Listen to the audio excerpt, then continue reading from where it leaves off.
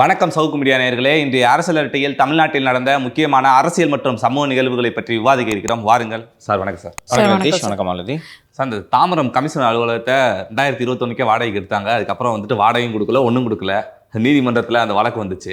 இப்போ 2 வருஷத்தில் அதை நீங்கள் காலி பண்ணணும், அதுக்கு அந்த இவ்வளோ நாள் வாடகை செலுத்தாத அந்த காசு அந்த காசை கொடுக்கணும் அப்படின்னு சொல்லியிருக்காங்க சார். இது ஏற்கனவே நம்ம சொல்லியிருந்தோம். அரசாங்கம்தான், காவல்துறை தான் இன்னொருத்தன் வீட்டில் போய் உட்காந்துட்டு காலி பண்ணாமல் அடாவடி பண்ணான்னா காவல்துறை தான் அதில் தலையிட்டு அதை சரி செய்ய வேண்டும். ஆனால் இங்கே காவல்துறையே இன்னொருத்தரோட ஒரு தனியார் கட்டடத்தில் போய் உட்காந்துக்கிட்டு ஒழுங்காக வாடகைக்கு கொடுக்காம சட்டவிரோதமாக காலி செய்ய மறுத்து அடாவடி செய்கிறார்கள் என்று அது நீதிபதி திரு ஆனந்த் வெங்கடேஷ் அவர்கள் முன்பு அது விசாரணைக்கு வந்திருந்தது என்று நான் கூறியிருந்தேன். இந்த வழக்கு விசாரணையின் போது ஒரு சுவையான விஷயம் நடக்கிறது. என்னென்னா, அந்த ஏற்கனவே நம்ம சொன்னது போல் 10 லட்சம் ரூபாய் ஒரு மாதத்துக்கு வாடகை என்று பேசப்படுகிறது இல்லையா? பேசி ஒப்பந்தம் போடுகிறார்கள். அப்போது மனுதாரர் தரப்பில், அந்த கட்டிட உரிமையாளர்கள் தரப்பில் ஒரு கடிதம் கொடுக்கப்படுகிறது. அந்த கடிதத்தோட தேதி 10/11/2021. எவ்வளோக்கு தாங்க நீங்கள் வாடகைக்கு கொடுப்பீங்கன்னு கேட்கும்போது வீட்டு ஓனரு தாம்பரம் கமிஷனருக்கு ஒரு லெட்டர் எழுதுகிறாங்க.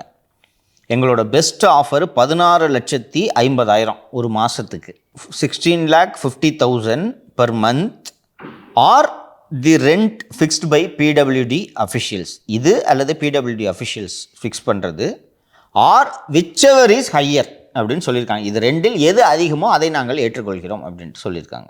இதே 10/11 இது வீட்டு ஓனர் தாம்பரம் கமிஷனருக்கு எழுதுறது. இதே 10/11/2021 லெட்டரை அட்வொகேட் ஜெனரல் ஒரு லெட்டர் எடுத்து கொடுக்குறாரு, சேம் டேட். அதில் என்ன இருக்குன்னா, we wish to quote our best offer of 16,50,000 per month towards monthly rental or the rent fixed by PWD அஃபிஷியல்ஸ்னு மட்டும்தான் இருக்குது. விச்செவர் இஸ் ஹையர், இதில் எது அதிகமோன்னு சொல்கிறாங்கன்னா அந்த வார்த்தை இந்த லெட்டரில் இல்லை. நீதிபதி இதை எடுத்துக்கிட்டு, இவங்க கட்டிட உரிமையாளர் இந்த லெட்டர் கொடுக்குறாங்க, அட்வொகேட் ஜெனரலுக்கு கமிஷனர் கொடுத்ததா லெட்டர் கொடுக்குறா, 2 டேட்டும் ஒன்று. ஆனால் கட்டிட உரிமையாளர் கொடுத்த லெட்டரில் விச்செவர் இஸ் ஹையர்னு ஒன்று இருக்குது. ஆனால் இவர் தாம்பரம் கமிஷனர் கொடுத்த லெட்டரில் விச்செவர் இஸ் ஹையர்ன்ற வார்த்தை இல்லை. வீட்டு உரிமையாளரோட கையெழுத்தும் வேறு மாதிரி இருக்கிறது அப்படின்னு சொல்லிவிட்டு, இதை பற்றி நான் அதிகம் பேச விரும்பவில்லைன்னு விட்டுறேன். உலகத்தில் எங்கேயாவது ஒரு கவர்மெண்ட் லெட்டரை ஃபோர்ஜ் பண்ணி கோர்ட்டில் சப்மிட் பண்ணுறது கேள்விப்பட்டிருக்கீங்களா? பிடபிள்யூடி ஃபிக்ஸ் பண்ணுற ரெண்ட்டை ஏற்றுக்கிறேன்னு சொல்லிட்டு அவன் எதுக்காக கோர்ட்டுக்கு போகிறான்? எவ்வளவு துணிச்சல் விட்டது பார்த்தீர்களா? அப்புறம் கோர்ட் என்ன சொல்லிடுச்சு, இந்த பாருங்கள், அவன் ஒரு 10 லட்ச ரூபான்ட்டு ஒரு வாடகைக்கு ஒத்துக்கிட்டு நீங்கள் கையெழுத்து போட்டிருக்கீங்க. கையெழுத்து போட்டுட்டு அதுக்கப்புறம் அதை மீறுறதுன்றது சரியில்லை. அவங்க உங்களுக்கு காலி பண்ண சொல்கிறாங்க. நீங்களும் நீங்கள் அரசு இடமே நிலமே ஒன்று பார்த்துட்டா கவர்மெண்ட்டு போலீஸ் ஸ்டேஷன் கட்டுறதுக்கு பணமும் கொடுத்துருச்சுன்னு சொல்கிறீங்க. 2027 காலி பண்ணுறீங்க. நீங்கள் 2022 வாடகை மாதம் 10 லட்சம், மாதம் 10 லட்சம், வருஷத்துக்கு 10% இன்க்ரீஸு. அப்படி பார்த்தா 2023 ரெண்ட்டு 11,15,000, 2024 ரெண்ட்டு 12,27,000, 25 13,50,000. அதுக்கப்புறம் 26 மற்றும் 27க்கு 10% ஏற்றி ஜிஎஸ்டியோடு கொடுக்கணும். இந்த அடிப்படையில் நீங்கள் இதுவரை கூடுதலாக செலுத்த வேண்டிய 2,18,18,598 ரூபாய் ப்ளஸ் ஜிஎஸ்டியை உடனடியாக வீட்டின் உரிமையாளருக்கு தர வேண்டும். அண்ட் 2 வருஷம் கழித்து டிசம்பர் 27க்கு பிறகு நீங்கள் சொன்னது போல் காலி செய்ய வேண்டும்னு உத்தரவு போட்டிருக்கு. கோர்ட்டு தலையில்லைன்னா இந்த வீட்டு ஓனரோட கதி என்ன? ஃபோர்ஜ் லெட்டரை கொண்டு போய் கொடுக்குறாங்கன்னா எவ்வளோ தைரியம் இருக்கும். அதுவும் அட்வொகேட் ஜெனரல் கொண்டு போய் கொடுத்துருக்குறாரு. எவ்வளவு தைரியம் இருக்கும் உங்களுக்கு? இது ஏன் அடாவடி அரசாங்கன்றது சொல்கிறேன்றது தெரியுதா? கோர்ட்டில் போய் கொடுப்பீங்களா அந்த லெட்டரை? அதுவும் போய் எப்படி ஆர்கியூ பண்ணுறாங்க, சார் பிடபிள்யூ ரேட்டுக்கு ஒத்துக்கிறேன்னு எழுதி கொடுத்துருக்காங்க பாருங்கள் சார், இது கொண்டு போய் கொடுக்குறாங்க கோர்ட்டில். அவர் நீதிபதி, நான் இதை பற்றி பேச விரும்பவில்லைன்னு நிறுத்திக்கிட்டார். இது இந்த அரசுக்கு தானே சார் அவமானம். அப்படி அவர் ஏதாவது சொல்லியிருந்தாருன்னு அப்படி அவமானப்பட்டுக்கிட்டு அப்படியே ராசப்பட்டுக்கிட்டு தூக்கில் தொங்கிடுவாங்க. ஏன்ப்பா சார், இந்த திருச்சி சிறை கைதி ஹரிகரசுதன் அவர்கள் தாக்கப்பட்ட விவகாரம் நம்ம பேசினோம். இப்போ சிபிசிஐடிக்கு மாற்றிருக்காங்க சார். ஆமாம், நேற்று காவல் நிலையம் கே நகர் காவல் நிலையத்தில் வழக்கு பதிவு செய்யப்பட்டது என்று நாம் பதிவு செய்திருந்தோம் அல்லவா?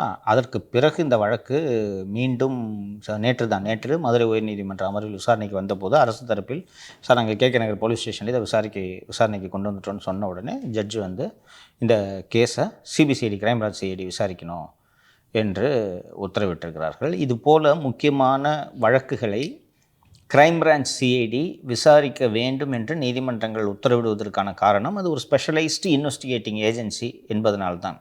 அது ஏற்கனவே முக்கால்வாசி கெட்டு போயிருந்துச்சு. முழுசாக கெட்டு போகணுன்றதுக்காக தான் அந்த வாரம் தோறும் மறுநாள்லாம் தூக்கி இப்போ இங்கே போட்டிருக்கிறாங்க. முழுசாக கெடுத்துருவார். நல்ல வந்தோடனே அங்கேயே இருக்கவங்க எல்லாரும் கூப்பிட்டு நீங்கள் ரீல்ஸ் போடுங்கன்னா வேலை செஞ்சுருக்கீங்க, வாங்க வாங்க ரீல்ஸ் போடலான்ட்டு கெடுத்து விடுவார். பட்டு கோர்ட்டு இந்த சிறையில் கைதி தாக்கப்பட்ட விவகாரத்தை எப்படி சீரியஸாக எடுத்துக்கொள்கிறார்கள் என்று பார்ப்போம். இப்போ என்ன இதில் சிக்கல்னு கேட்டிங்கன்னா, இப்போ நார்மலாக சிபிசிஐடியில் ஒழுங்காக விசாரணை நடக்கும்னு வச்சுக்கோங்க. இந்த வருண் மாதிரியான ரோக ஆஃபீஸர்ஸ் சிபிசிஐடிக்கு போகும்போது இந்த திருச்சி சிறைத்துறையை சேர்ந்த அதிகாரிகள், சார் மோசமான கைதி சார், நீங்கள் அதை விசாரிக்காதீங்கன்னு சொன்ன உடனே விசாரித்தோம், அந்த கைதி தாக்கப்படவே இல்லைன்ட்டு மூடுறதுக்கு சிபிசிஐடி உதவும். ஏற்கனவே இந்த போலி என்கவுண்டர் வழக்குகளை சிபிசிஐடி விசாரணை செய்ய நீதிமன்றங்கள் உத்தரவிட்ட போது அதில் அது மாதிரி நடக்கவே இல்லைன்னு சொல்லிட்டு மூடுகிறார்கள் அல்லவா. வருண் மாதிரி ரோக் ஆஃபீஸர்ஸ்லாம் அங்கே போனாங்கன்னா அந்த ஏஜென்சி குப்பு தொட்டி மாதிரி ஆக போகுது. பட் நீதிமன்றம் இன்னும் சிபிசிஐடி மீது நம்பிக்கை வைத்து அந்த உத்தரவை போட்டிருக்கிறது. இது தொடர்ந்தே போயிடலாம்னு நினைக்கிறேன். இந்த பல்வீர் சிங் மேட்டர் சார், பல்லு பிடுங்க பல்வீர் சிங் அது ஒரு நல்ல உதாரணம். நீங்கள் சொல்கிறது நல்ல உதாரணம். சிபிசிஐடி தான் அதை விசாரிச்சிச்சு. பல்வீர் சிங் மேலே 5 வழக்குகள் நிலுவையில் இருக்கிறது. 1 வருடமாக அவர் நீதிமன்றத்தில் ஆஜராகவில்லை என்று அந்த திருநெல்வேலியை சேர்ந்த இந்தியன் எக்ஸ்பிரஸ் செய்தியாளர் தொடர்ந்து அந்த வழக்கை கவனித்து செய்தியை பதிவு செய்து கொண்டிருக்கிறார். நேற்றைக்கு அந்த வழக்கு திருநெல்வேலியில் பல்வீர் சிங் ஆஜராக வேண்டும், நேற்றும் வரவில்லை. என்ன காரணம் என்றால் அந்த கேஸ் சார்ஜ் ஃப்ரேமிங் ஸ்டேஜில் இருக்குது. பல்வீர் சிங் போய் அங்கே நின்னா தான் சார்ஜ் ஃப்ரேம் பண்ண முடியும். மற்ற அக்யூஸ்லாம் வராங்க, பல்வீர் சிங் மட்டும் போகிறதே இல்லை. இந்த கேஸோட ப்ராசிக்யூட்டிங் ஏஜென்சி சிபிசிஐடி தான் அப்படின்றதுனால சார்ஜ் ஃப்ரேமிங் ஸ்டேஜில் ஒரு அக்யூஸ்டு கேஸை டிலே பண்ணக்கூடாது, டிலே பண்ண முடியாது. ஸோ ஒரு அக்யூஸ்டு வராமல் டிலே பண்ணிகிட்டு இருக்கிறாருன்னா சிபிசிஐடி இமீடியட்டாக என்ன சொல்லணும்னா, சார் அவர் அரெஸ்ட் பண்ணுறதுக்கு வாரண்ட் போடுங்க, நான் பெயிலபிள் வாரண்ட் இஷ்யூ பண்ணுங்கன்ட்டு கேட்கணும். இதுதான் ப்ரொசீஜர். கிட்டத்தட்ட 1 வருஷமாக பல்வீர் சிங் அப்பியர் ஆகும். பல்வீர் சிங் அப்பியர் ஆகாததுனால அந்த கேசஸில் சார்ஜ் ஃப்ரேம் ஆகாமல் இருக்குது. இப்போ சிபிசிஐடி ஒரு நியாயமான புலனாய்வு ஏஜென்சியாக இருந்தாங்கன்னா என்ன சொல்லியிருக்கணும், வாரண்ட் போடுங்க சார், அரெஸ்ட் பண்ணி தூக்கிட்டு வரணும்னு சொல்லணுமா இல்லையா? 1 வருஷமாக பல்வீர் சிங்கும் வரல, சிபிசிஐடியும் கேட்கல, கோர்ட்டும் அட்ஜென்ட் பண்ணிக்கிட்டே இருக்குது. சிபிசிஐடி கேட்கவில்லை என்றாலும் அந்த நீதிமன்றம் வாரண்ட் நேரம் பிறப்பித்திருக்க வேண்டும். சர்வீஸில் இருக்கக்கூடிய ஒரு அதிகாரி கோர்ட்டை மதிக்கலைன்னா என்ன அர்த்தம்? நீங்கள் ஒரு டியூட்டியில் இருக்கக்கூடிய ஒரு ஐபிஎஸ் அதிகாரியே கோர்ட்டை மதிக்கலைன்னா பப்ளிக் எப்படியா மதிப்பான்? இந்த பல்வீர் சிங் வராததுனால் அந்த வழக்கில் எவ்விதமான முன்னேற்றமும் இல்லாமல் 1.5 வருடங்களாக எடுத்துக்கொண்டிருக்கிறார்கள். இது எதற்காக இப்படி தாமதம் செய்கிறார் என்றால், அந்த வழக்கில் இருக்க சாட்சி கீழ்ச்சிக்கெல்லாம் பிடிச்சி கையில் காசை கொடுத்து கேஸை வாபஸ் வாங்கிங்கன்னு கோர்ட்டில் போய் அஃபிடேவிட் போட வச்சு இந்த வழக்கை நீர்த்து போக செய்யும் வேலைக்கு சிபிசிஐடி உடந்தையாக இருக்கிறது. இதுதான் சிபிசிஐடியோட லட்சணம். பல்வீர் சிங் அவர்கள் கூட ஒரு 13 அதிகாரிகள் வேறு அந்த குற்றப்பத்திரிகை இடம்பெற்று கூட அவங்களாம் இந்த ஸ்டேஷனில் வேலை செஞ்ச இன்ஸ்பெக்டர், சப் இன்ஸ்பெக்டர். பல்வீர் சிங்னால அவங்களும் தப்பிப்பாங்க. ஏற்கனவே பார்த்திங்கன்னா தயாநிதி மாறனுக்கும் கலாநிதி மாறனுக்கும் இருந்த சிக்கலில் அவங்க 2 பேரும் சமாதானம் ஆயிட்டாங்க. இப்போ பார்த்தீங்கன்னா தயாநிதி மாறன் மேலே கொடுத்துருந்த வழக்கை நாங்கள் அன்கண்டிஷனலாக திரும்ப பெறுறோம் அப்படின்னு சொல்லிட்டு கலாநிதி மாறன் சொல்லியிருக்காரு இல்லைங்க sir? Reverse. Okay, Dayanidhi Maran தான் நோட்டீஸ் அனுப்பியது, வழக்கு கிடையாது, நோட்டீஸ், லீகல் நோட்டீஸ் அனுப்பிச்சிருந்தாங்க. சன் டிவி ஒரு லிஸ்டர்டு கம்பெனி அப்படின்றதுனால எந்த டெவலப்மெண்ட்ஸ் நடந்தாலும் அவங்க நீங்கள் என்எஸ்சிக்கு ஸ்டாக் எக்ஸ்சேஞ்சுக்கு இன்ஃபார்ம் பண்ணணும். ஸோ ஏற்கனவே திரு தயாநிதி மாறன் அண்ணன் இந்த மாதிரி ஃப்ராடுத்தனம் பண்ணிட்டாரு, திருடிட்டாரு, அக்காவையும் என்னையும் சேர்ந்து ஏமாற்றி மொத்த துட்டையும் ஆட்டை போட்டார் என்று அது மட்டும் சொல்லாமல் எஸ்எஃப்ஐஓ இதை விசாரிக்கணும், அண்ணன் ஒரு 1ஆம் நம்பர் ஃப்ராடு என்று சொல்லியிருந்தார் அல்லவா. அதற்கு பிறகு திராவிடர் கழக தலைவர் திரு வீரமணி, ஹிந்து ராமு, ஸ்டாலின் ஆகியோர் தலையிட்டு கட்ட பஞ்சாயத்து செய்து 600 கோடி பணம் மற்றும் போட் கிளப் ரோடில் 100 கோடி மதிப்பில் 1 ஏக்கர் நிலம் ஆகியவற்றையும் அண்ணனிடமிருந்து பிடுங்கி தயாநிதி மாறனிடம் கொடுத்ததன் அடிப்படையில் அன்கண்டிஷனலாக தயாநிதி மாறன் நோட்டீஸை வாபஸ் வாங்கி கொண்டார். ஏற்கனவே இதே மாதிரி பஞ்சாயத்து பண்ணி தான் அவங்க அக்காவுக்கு பணம் கொடுத்தாரு அப்படின்னு சொல்லிட்டு காவேரிக்கு பணம் கொடுத்தாங்க என்று தகவல் வந்தது. இப்போது மீதி பணத்தையும் கொடுத்து விட்டார் என்பதால் இதை கலாநிதி தரப்பிலிருந்து ஸ்டாக் எக்ஸ்சேஞ்சுக்கு தெரியப்படுத்தியிருக்கிறார்கள். அதாவது தயாநிதி மாறன் தரப்பிலிருந்து இந்த நோட்டீஸை எந்த நிபந்தனையும் இல்லாமல் வாபஸ் வாங்கிவிட்டார், அதனால் இது பற்றி இனிமேல் நீங்கள் கவலைப்பட வேண்டியதில்லை அப்படின்னு சொல்லிட்டு அதை இன்ஃபார்ம் பண்ணியிருக்காங்க. சார், இந்த பரந்தூர் விமான நிலையம் பக்கத்தில் ஏகப்பட்ட ஏக்கர் நிலங்கள்லாம் வாங்கி வச்சதா கூட தேசபந்து அவர்கள் மீது ஒரு புகார் வந்துச்சு. அது உண்மைன்னு நினைக்கிறேன். அவர்கள் வீட்டில் இப்போ சோதனை நடந்திருக்குதா, உண்மையா சார்? இப்போ சோதனை நடக்கல. அவர் வீட்டில் 2021 தொடக்கத்தில் சோதனை நடந்தது. தேசபந்து திவாகரனோட நம்பர் 1 பினாமி என்று தகவல்கள் கூறுகின்றன. தேசபந்து சென்னை இங்கே பரந்தூரில் மட்டும் இல்லாமல் Chennai, Trichy, Thanjavur, Australia, Taiwan, Vietnam ஆகிய இடங்களிலெல்லாம் தேசபந்து சொத்து வாங்கி போட்டிருக்கிறார்.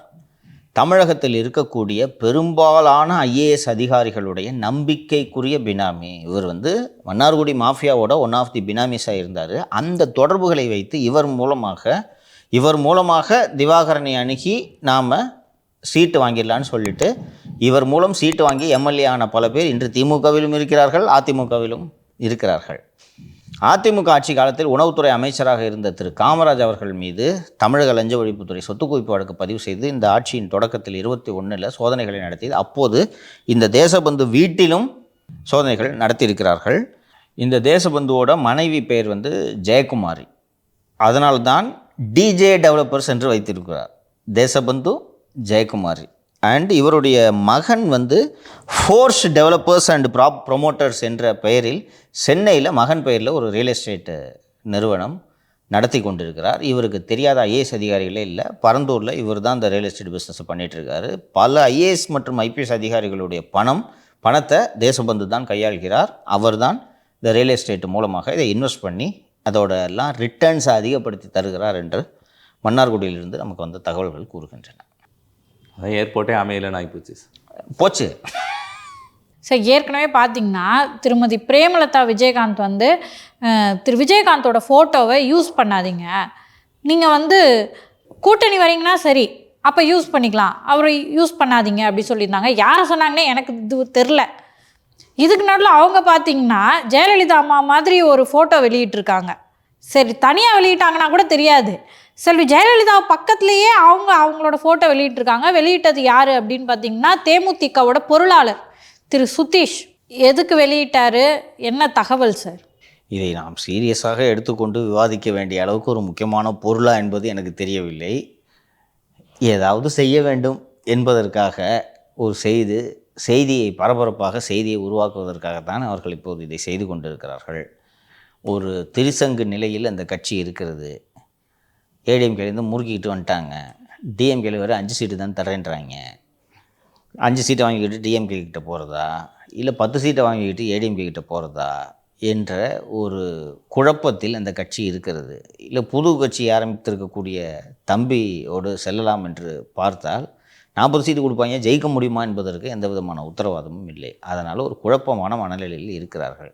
இதனால் தான் ஜெயலலிதா பக்கத்தில் வச்சுட்டு இவர்களை ஜெயலலிதா போல் சித்தரித்து ஒரு படத்தை ஒரு சுதீஷ் போட்டிருக்காரு. இப்போ அவங்க சொன்னாங்கல்ல சார், விஜயகாந்த் ஃபோட்டோ யூஸ் பண்ணாதீங்க, கூட்டணி இருந்தீங்கன்னா பரவாயில்ல அப்படி சொல்லிட்டு சொல்லி ஒரு வாரம் கூட ஆகலை.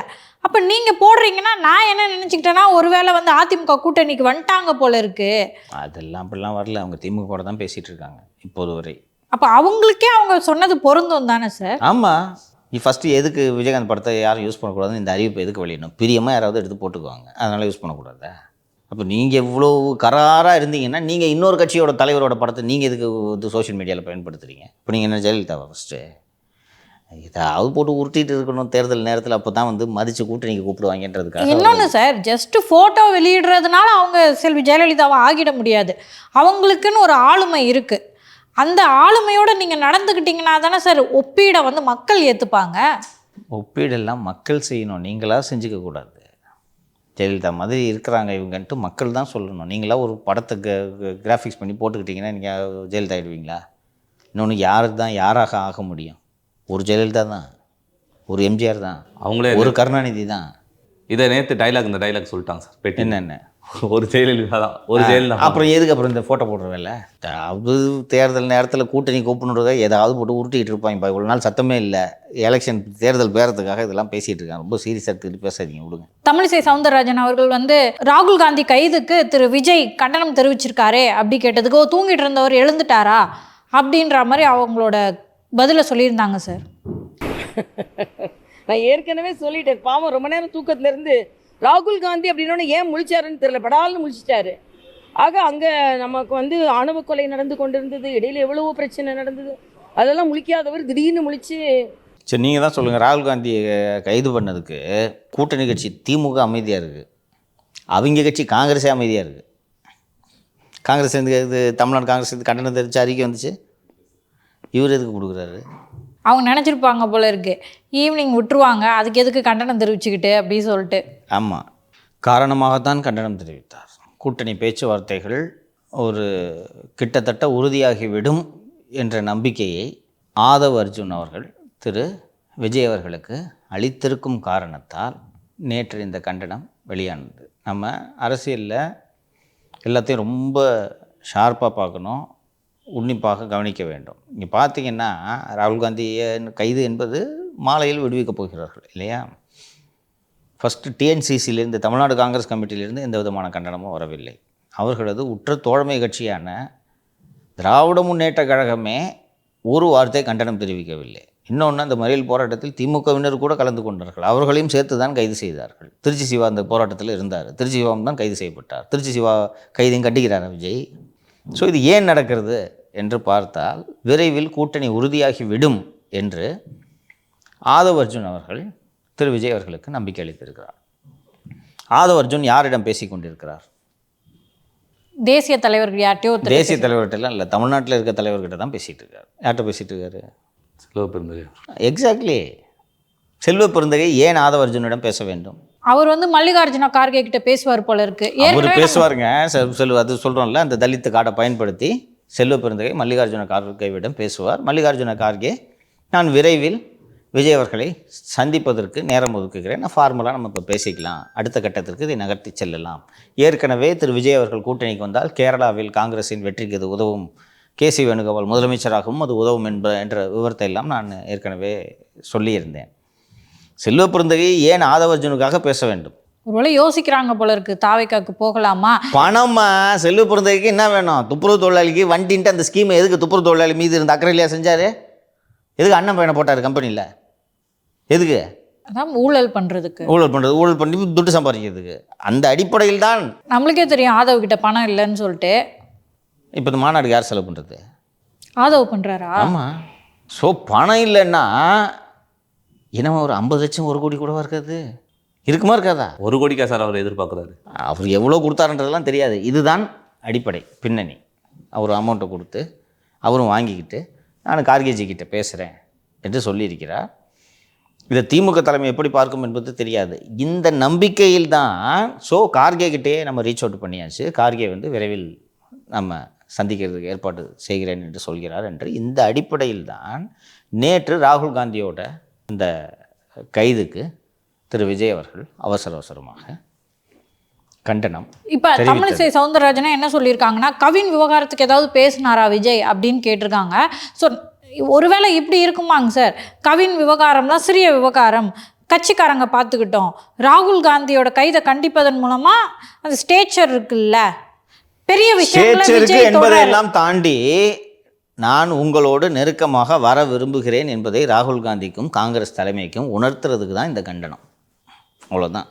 ஸோ அந்த அடிப்படையில் தான் திரு ஆதவ் அர்ஜுன் அவர்கள் சொல்லியிருப்பார். நீங்கள் இதெல்லாம் தெரிவிச்சிங்கன்னா போய் பேசுகிறதுக்கு ஈஸியாக இருக்கும். பார்த்தீங்களா, தமிழ்நாட்டில் எந்த கட்சியும் கண்டிக்கல ராகுல் காந்தி கைது, விஜய் கண்டிச்சிருக்காரு.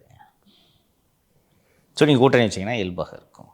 ஸோ இந்த முயற்சிகள் நடைபெற்று கொண்டிருக்கின்றன. ஸோ அதோட பின்னணியில் தான். ஸோ இது ஏன் ஷார்ப்பாக பார்க்கணுன்னு நான் சொன்னேன்னா, இவ்வளவு பேர் அமைதியாக இருக்கும்போது திடீர்னு விஜயிடம் அவர்களிடமிருந்து எதற்காக கண்டனம் வருகிறது? ஒரு காரணம் இருக்கணும்ல, இதுதான் காரணம். சரி சார், இன்றைய அரசியல் பல நிகழ்வுகளை பற்றி பேசணும். தொடர்ந்து நாளையும் பேசுவோம் சார். நன்றி சார்.